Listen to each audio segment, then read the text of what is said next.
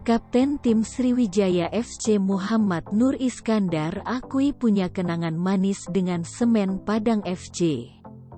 Tak hanya head coach Neil Maizar yang punya ikatan emosional kuat dengan Semen Padang FC yang akan dihadapi pada laga kedua Sriwijaya FC Liga 2 Grup A di Stadion Gelora Sriwijaya Jakabaring, Senin, tanggal 11 Oktober tahun 2021, pukul 18.15 mendatang.